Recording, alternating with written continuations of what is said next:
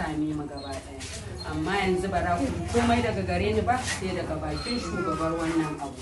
Assalamu alaikum malama Fatima. Wa alaikum assalam wa rahmatullahi ta'ala wa barakatuh.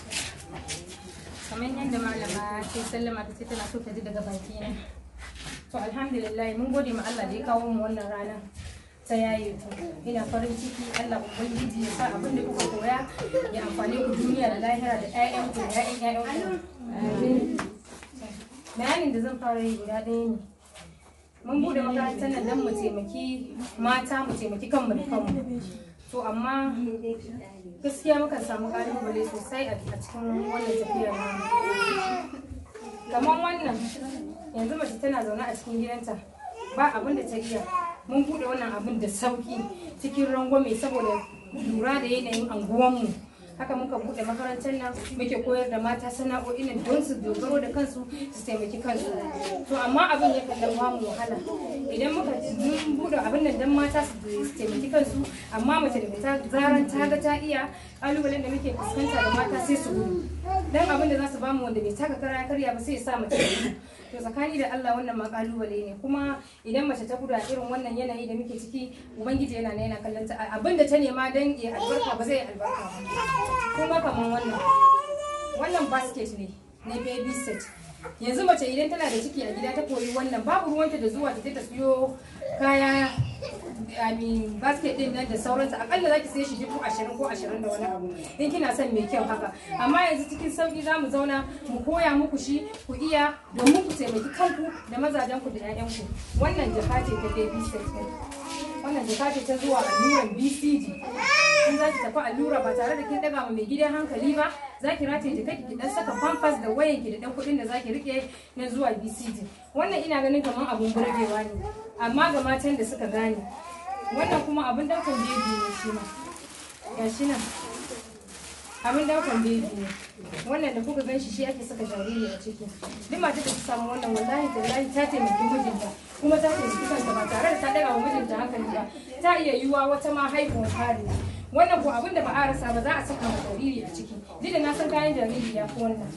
Bangaren dan kunna, wannan dan kunna insha Allah ko a Dubai ba wani kamfanin da zai ce kungiyar kwasau bata yi kokari ba ko bata iya ba, ko ba haka bane mata? Yanzu a cikin ajin dan kunna akwai wanda ba za ta iya wannan ba? Dan Allah malama dan kunnan nan zai kai nawa? Zai kai 5,000. So kun gani ba mu samu ci gaba ba? Dan Allah ku zo ku ba mu haɗin kai. Mu tafi tare, mu tashi tare, mu taimaki juna da ƴan uwanmu da ƴaƴanmu da iyayenmu. Ganin gado. Mai gida sani da zuwa. Ga mai gida huta. Duka bangaren zanin gado. Wannan bako ce. Ta karamar bako ce da ɗaliban zanin gado suke yi. Kaga wannan ko kayan yaro mai fitsarin kwance kayan bacci za ka ɗan shirya su a ciki. Ba ka da damuwa cikin tashin hankali. Wannan kuma jaka ce ta atamfa da zare da allura ɗalibai suke yi. Wannan alhamdulillah malaman jaka ta bamu gudunmawa sosai. Wannan jaka ce ta zare da allura da takalminta na atamfa. Tsakani da Allah wannan abun burgewa ne. Duk inda aka ce mu fito ina tunanin za ku fito. To alhamdulillah, sannan ga Tropulos wanda muke yi muna ba da su kasuwa da huluna. Wayannan hulunan muna yin su yanzu muna samun aiki a kasuwa. Daidai gwargwado kasuwa ta ba mu haɗin kai. Muna zuwa muna karban kaya a kasuwa mu kawo shi makaranta mu dinka mu kai ma kasuwa ta biya mu. An samu haɗin kai, amma matsalar kawai da muke samu matan da katin iya sai ku gudu ku ba mu gudu. Dan Allah mata ku ba da haɗin kai, so nake wata ita ma ta ɗora daga abin da na ajiye. Wannan kuma apple ne. Wannan apple ne. Da gida ya dawo ko da fushi dan jefa mai. Sai ki ga ya ce da bariya saboda Allah ya ce. Wannan na soyayya ne wallahi. Wannan na soyayya ne. Da gida ya dawo da dan fushi shi kin ko da abuwa ina ki aje shi. Wannan zaki aje shi akan kujerar mai gida ne. Inda yara ba za su zauna su yi wasa. Ko da fushi mai gida da kin ga ruwan sanyi kina zuwa kafin ki haye mai ki kame wannan. Wannan jaka ne. Wannan post ne. Kosa kenan wannan. Shi ma post ne, yan ajin zanin gado suke yin wannan. Wannan kuma bangaren ciki ne, duk da kayan ba mu same su da yawa ba. Shi ma yara ne ƙananan suka riga suka dinka shi. Wannan kuma ajin decoration kenan. Wannan ajin decoration ne. kafin na bakin kofar daki, in yayi girma bakin gado, in yayi girma muna yin shi na Chinese kafin na falo ko gaban TV stand. Wannan kuma school bag ne, shi ma duka ajin zanin gado ne ake yin shi. To alhamdulillah idan Allah mata ku bada gudunmawa gurin ci gaban wannan makaranta. Duk da dai abin da muke tsakani da Allah gwamnati ba san muna yi ba, babu wanda ya taba zuwa ya taimake mu, sai dai a ce mana za a zo za a yi ba kowa ba. Muna kira da gwamnati da ta taimake mu. Majority ɗaliban da suke makarantar nan marayu ne. Gwamnati ta taimake mu ta duba wannan unguwa ta da Hai Malam Bello, saboda ba wanda ya taba zuwa ya mana wani abu. Kuma tsakani da Allah Hai Malam Bello ni ce mace ta farko da na fara asasa irin wannan abun nake wa marayu da mata iyayenmu. Don Allah ina kira wa gwamnati da ta duba mu a taimake mu. Makarantar muna da karancin benci, haka ma makarantar har yanzu tana nan a yanda take. Da na san gwamnati tana kokarin ta zo ta gyara makaranta, amma mu ma da muke irin wannan abu muna buƙatar da gwamnati ta zo ta taimaka mana. Na gode, assalamu alaikum. Tashi malam Abba bismillah. Kuma za malam Abba bismillah. Ba shi hannu malam. Ina za ki kira mana wannan? Wa alaikum salam. Muna godiya ga wannan kungiya ta Kwasau mai taimakon al'umma mata iyayenmu da ƙannan mata. Sai kuma haka bane. Wannan kungiya ta buɗe neman taimakon al'umma na Hai Malam Bello. Ko ba ta buɗe neman taimakon al'umma na Hai Malam Bello. Ni a matsayina na Yunusa Abba ke da mata Hai Malam Bello. Wannan kungiya ne don yi ma da taimaka ni ga kwai da yankin mata a nan kungiya. Ina tsanin daidai gwargwado mun taimaka musu kuma muna tsanin Allah ya ba su da kansu daidai gwargwado. Muna addu'a Allah ya sa kowane ya kiri kansa. Assalamu alaikum wa rahmatullahi wa barakatuh. Da farko dai sunana Fatima Abubakar. Na fara daga wannan makarantar Kwasau ina koyarwa. Kuma alhamdulillah mun samu alfanu a ciki. Saboda na koyi ɗinki daga wannan makaranta ta Kwasau. Kuma na iya. Alhamdulillah ba abin da zai ce sai da gode ma Allah. Ke ma marainiya ce? Ni ma marainiya ce. Na'am. To ya aka yi kika san ana yin koyarwa a wannan makaranta har kika zo kika shiga? Alaƙa ce ta haɗari da ita Kwasau. Muna zama wuri ɗaya, ta buɗe sai ta jawo ni ciki. Ta ce zo gashi ta buɗe makaranta in zo in koya. Ta wannan ne sai na samu ma na zo ina koya har na samu ni ma gashi alhamdulillah na samu abin da zan da kaina da shi da taimaki iyayena. To wani godiya zaki yi ga ita Hajiya Fatima Kwasau? Gaskiya mun gode ma Allah kuma mun gode ma Hajiya Fatima Kwasau. Muna godiya a gare ta mara misaltuwa saboda ta taimaka ma mata iyayenmu da ƙannenmu da yayyinmu da marayu kuma. Saboda haka ba abin da za mu ce sai dai mu ce mun gode Allah saka da alheri Allah ka ɗaukaka wannan makaranta ta. Suna Amina Muhammad Shu'aibu. Ni marainiya ce, kuma na shigo wannan makarantar ne domin samu abin da zan samu. Kuma na shiga hannun ɗan kunne. To kin koya ɗan kunnen? Na koya ɗan kunnen. Hajiya Kwasau ta taimaka mana sosai. Allah ya ƙara ƙarfin gwiwa da zai sa hannun da wata taimakon mutane. Kuma muna kira da gwamnati da duba mu irin marayun da dinga duba domin ita ce kaɗai take ba da mu wajen duba marayu.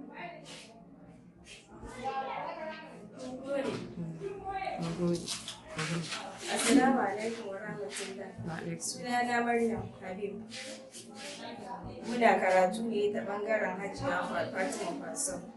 Ita ne ta taimaka mana, muna zaune a gida ba karatu, amma yanzu da muka ji ta buɗe muka zo muka shiga, kuma alhamdulillah Allah ya taimake mu mun iya daga kan ABCD har zuwa bangaren Turanci, Hausa, insha Allah muna godiya ga Allah, Allah ya taimake mu. Muna godiya ga Hajiya Fatima kamar yadda taimake mu, ita ma Allah ya taimake ta.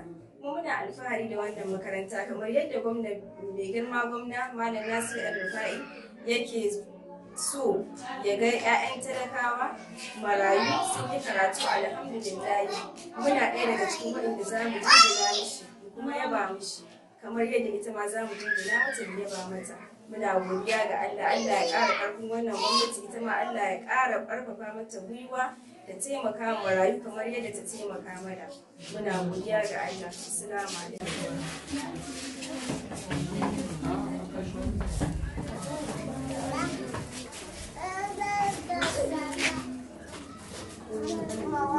Assalamu alaikum wa rahmatullahi ta'ala wa barakatuh. Sunana Muhammad Nasiru Salisu Abdullahi. Ni ne supervisor na wannan skill acquisition na Kwaso. Kuma alhamdulillah ina da ɗaya daga cikin malaman da suke koyar da adult education. Muna da ɗaliban da muka yi kamar set na farko wanda adult education din nan.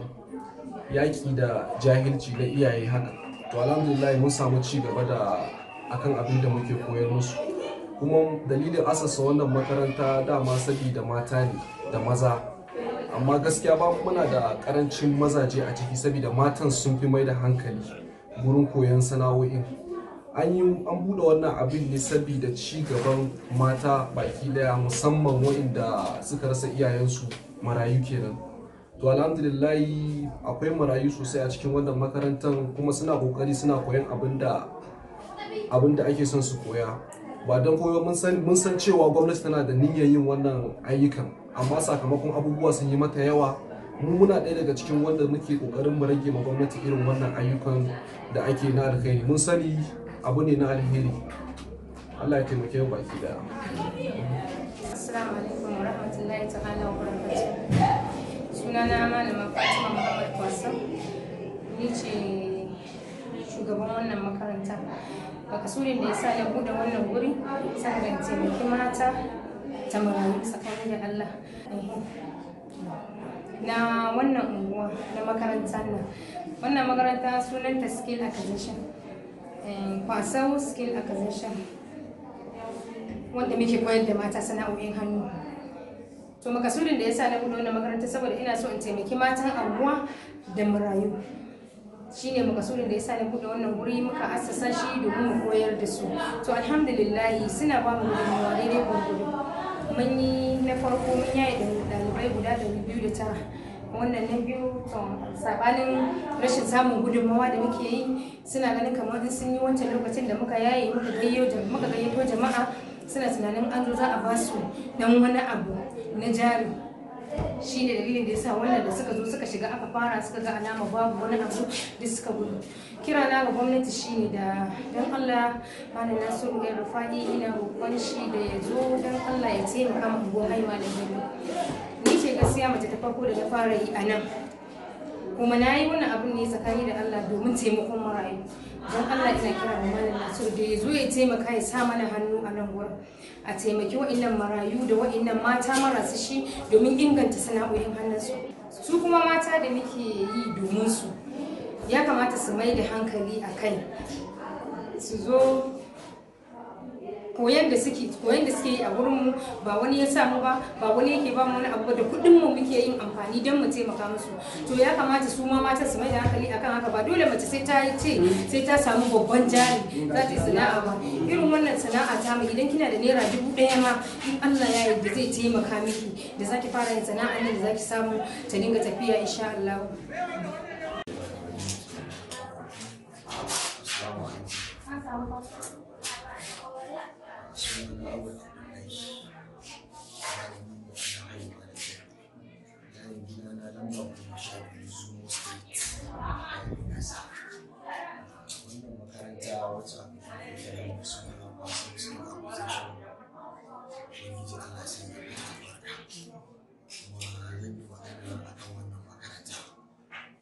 Wannan makaranta an kasance da saboda marayu amma ba su wannan makaranta shugaban wannan makaranta mai ɗaki ba ita ma ta yi bayani ita ta fara kawo wannan shawara na duba da ita da ya cewa wannan abu da ta zo da shi gina al'umma ne ba wai gina kanta ba kuma manufa ce mai kyau amma na san cewa in na ji shi muka yawa zai yi na mutum da wani da su suka san sun amma na rubuta ubangiji abin da zai zama Allah ya tabbata da shi tun ina jin zafinsa a cikin zuciya ta har ya zama jiki zuwa da ne na ganin da aka ta iya yin kokari da haɗa al'umma a matsayin ta nan ɗaya mace kuma mai ƙananan shekaru amma tana shiga cikin wannan mata ana wuce baya da ita kullum burinta ya za a yi gina al'umma shi ne mutum da ya sa ta sani wannan makaranta ta da ranar haihuwa da gari wadda ake kira da gariya wanda ake kira cikin gariya wanda guda hannun da ya kamata da bi har muka ji wurin yes muka da alfarma muka nuna masa abin da muke so ne ya kuma ba mu gudunmawa yadda aka ba mu ta sai da aka ba mu wannan guri wannan zama a wannan makaranta ne ƙarƙashin ikon alhamdulillah mun samu cigaba sosai saboda wannan ba shi wani mutane na akwai da suna wani rai da amma abin da nake so kuma shi ne muna da elders wanda suke wannan hanyar da wannan yana so su yi tunani su duba yin aka ce akwai mutane wanda aka samu suka taso da yin wani abu za a zo wurin ne a duba shi menene wannan mutanen su yi ta zai gina al'umma ne ko kuma da kuma da al'umma ne saboda ita wannan harka ta koyar da sana'o'i da muke magana ana ke yi ta wannan barka idan kana da yara matasa ko kuma 'yan mata daga shekara 12 zuwa 15 zuwa 16 ga akwai 'yan mata da yawa a cikin gida yanzu rayuwar nan ta riga ta tsada yanzu 'yan mata ga kuma samari wasu suna son aure amma babu yau idan yarinya ta yi sana'a da sarƙa ana kulli da sarƙa ana kulli da takalmi da jaka ana kulli da takalmi da sauransu na kunna da sauransu wannan abu sai muka cewa wannan abu insha Allah idan ana yin sa zai taimaki ƴaƴa mata da kuma ƴaƴa samari domin idan aka ce in ɓangaren samari ne yaro ɗan shekara 10 ko 12 kamar yadda 'yan sara suka yi wasan shekara 12 idan yana da girman jiki sai ya baka tsoro ɗan shekara 60 idan zai yi shi da wata sakamakon rashin samun ƙwararren da tarbiyya amma idan aka ce unguwanni ana samun irin wannan makarantu wanda suke koyar da al'umma sana'o'i da sun zai rage zaman banza ko wani Allah ya ce mutum zai shiga da mata ne a cikin mutane sun abin da suke yanzu haka muna cikin matan da su suke yin wannan ɗaukunan ake kai shi kasuwanni kuma sai kan fara iya a samun wacce abinci ba da sai an ji an ruba a wannan wurin ko an ruba a wannan so ina da yin hankali ɗan da sun da muke tare da su a cikin wannan anguwa ta mu albarka muna neman gudun kowa da al'umma da muke tare da su su zo su duba halin da muke ciki da abubuwan da muke koyar da al'umma a kansa idan ya dace to muna neman gudun wasu kuma muna so gwamnati ta duba mana wannan wuri shine da wanda muke wannan zama ba wani wuri kamar yadda muke gani mun nemi izini daga hannun gwamnati tunda ES na yana cikin gwamnati wurin sa muka fita ofis ɗinsa Allah ya taimake mu muka samu wannan wuri muke zaune a kansa muke zaune a cikin wannan wuri muke koyar da wannan sana'a. Assalamu alaikum warahmatullahi. Suna na Idris Muhammad Dahiru kuma director a wannan makaranta na Kwaso. Alhamdulillahi babban ci gaba muka samu wanda wannan shine set da biyu waɗanda muka yayi a cikin wannan abubuwan. Kuma alhamdulillah za mu iya alfahari da ɗaliban da muka yayi a wannan makaranta. Saboda yanzu haka akwai waɗanda suna cin gashin kansu, waɗanda sun zo nan ba su iya komai ba a nan kuma aka wannan musu. Kuma wannan guri muna taimaka ma marayu. Saboda a cikin kika zo akwai waɗanda su marayu ne kyauta suke wannan abu, akwai kuma outsiders waɗanda su suna da iyaye da sauransu su kuma suka zo su suna siyan fom amma komai a sauƙaƙe saboda har yanzu babu tallafin gwamnati ko tallafin wani abu. Mu ne kawai muke dan buga-buganmu a san yadda za a yi. Malaman su ma hakuri suke da mu saboda duka kowa ana so a gudu tare a tsira tare. Kuma zan yi kira ga shugabannin wannan yanki namu na hayin malam bello. Duk wani wanda ya kawo wani abin ci gaba kamata ya yi a mara mishi baya, ba kila kai shugaba sai ka rinka tunanin cewa abin bai shafe ka ba saboda ba a zo an same ka ko wani abu. Wannan abin duka sai da muka samu shugabanni, sarki, limamai kafin mu buɗe wannan guri. To duk wani shugaba a cikinsu kada ya yi tunanin cewa ba shi ya kawo ci gaban nan ba, mutane ne yan yankin shi suka kawo ci gaban nan, ya zo ya zama uba a gurin. Kira na kenan ga shugabanni. Na gode. Assalamu alaikum. Sunana Abubakar Muhammad. A cikin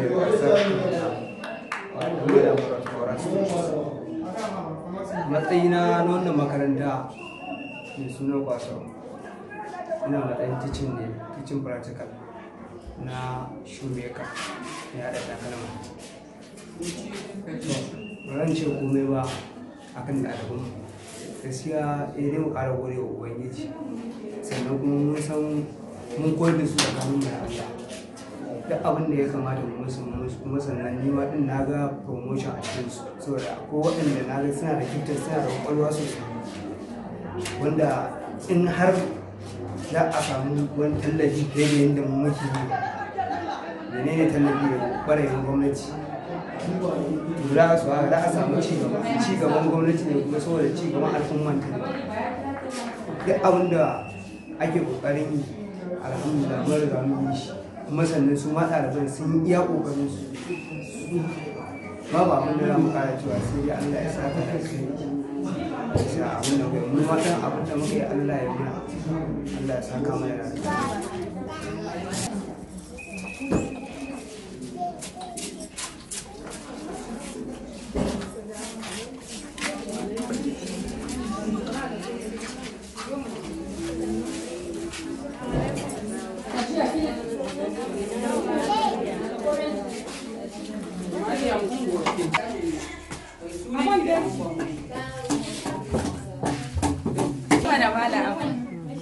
da ma bencin su daban ana